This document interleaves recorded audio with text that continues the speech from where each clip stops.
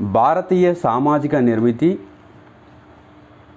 సమస్యలు. Please subscribe to Telangana Pratibha YouTube channel. తెలంగాణలో ఎన్ని గిరిజన తెగలను పీవీటీజీలుగా గుర్తించారు? 4.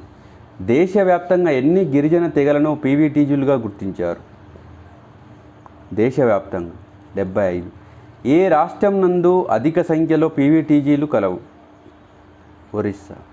కింది వానిలో పీవీటీజీల యొక్క లక్షణం ఏది? జనసంఖ్య పరంగా అతి తీవ్రంగా తగ్గిపోవడం, నిజమైన ఆదిమ జీవనాన్ని కలిగి ఉండడం, గిరిజనులు వారి నివాసాలు.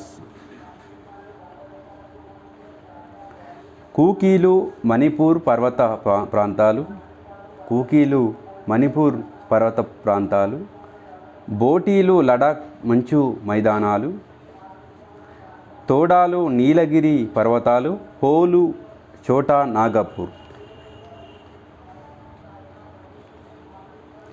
100% గిరిజన జనాభాను కలిగి ఉన్న కేంద్రపాలిత ప్రాంతాన్ని గుర్తించండి. లక్షద్వీప్.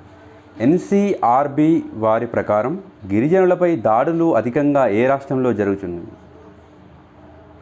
మహారాష్ట్ర. గిరిజన ప్రాంతాలలో ప్రత్యేకమైన పాలన ఉండాలని తెలుపుతున్న రాజ్యాంగ నిబంధన ఏది? 244.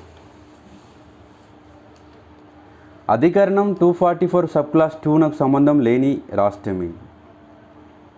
మణిపూర్. గిరిజన సలహా మండళ్లను ఏ షెడ్యూల్ ఆధారంగా ఏర్పాటు చేశారు? 5. స్వయం ప్రతిపత్తి గల గిరిజన జిల్లాలను ఏ షెడ్యూల్ ఆధారంగా ఏర్పాటు చేశారు? 6. 2011 జనాభా లెక్కల దేశ జనాభాలో గిరిజన జనాభా శాతం ఎంత? 8.6%. 2001 నుండి 11 సంవత్సరానికి గాను గిరిజనుల జనాభా పెరుగుదల శాతం ఎంత? 23.7%. 2011 జనాభా లెక్కల ప్రకారం గిరిజనులలో దేశవ్యాప్తంగా లింగ నిష్పత్తి ఎంత కలదు?